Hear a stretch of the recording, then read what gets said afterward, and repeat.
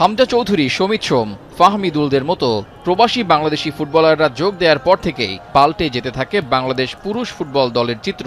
Brand value, sponsorship, এমনকি ম্যাচের ticket বিক্রি থেকে আয়, সবকিছুই যেন বেড়েছে হু হু করে।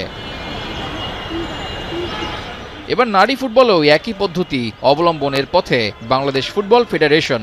আগে থেকেই নারী প্রবাসী ফুটবলারদের নিয়ে কাজ করছে বাফুফে। অবশেষে নারী দল পেতে যাচ্ছে একজন প্রবাসী ফুটবলার। এশিয়ান কাপের মূল পর্বের জন্য ২৮ জানুয়ারি থেকে ক্যাম্প শুরু করবে বাংলাদেশ নারী ফুটবল দল, যেখানে প্রথম দিন থেকেই ক্যাম্পে অংশ নেবেন বাংলাদেশি বংশোদ্ভূত সুইডিশ ফুটবলার আনিকা সিদ্দিকী। 28-এ আমাদের যে ক্যাম্প শুরু হচ্ছে এসএমটি সিনিয়র টিম, সেটা তুমি জয়েন করবে ইনশাআল্লাহ। এটা মূলত আমাদের যে এন্ডুরেন্স কোচ লর্ড ক্যামেরু, তিনি করবেন supervise. But of course as per the guidance and guideline of period Butler, period Butler তখন দেশে থাকবেন না, উনি তখন নেপালে থাকবেন আন্ডার 19 টিমকে নিয়ে।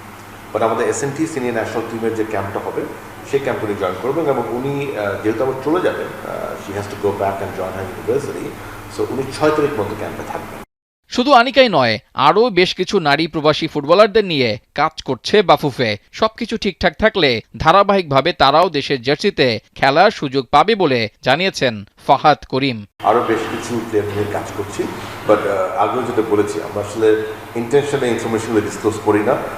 দেশের জন্য একসাথে কোনো প্রবাসী ফুটবলার খেললে তা অনুপ্রেরণা হিসেবেই কাজ করবে বলে মনে করেন আফিদা খন্দকার। সবাইকে নিয়ে ভালো দল গড়ার প্রত্যাশায় জাতীয় দলের অধিনায়ক।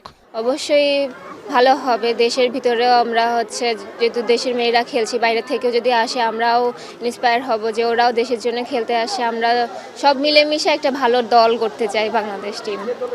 নারী দল প্রথমবারের মতো খেলতে যাবে এশিয়ান কাপের মূল পর্বে। ঋতুপর্ণা চাকমা, তহুরা, আফিদাদের মতো পরীক্ষিত ফুটবলারদের সাথে ইউরোপে খেলা আনিকা সিদ্দিকীরা বাড়তি শক্তি যোগাবে, এমনটাই প্রত্যাশা সংশ্লিষ্টদের। রেজাউল করিম, এখন, ঢাকা।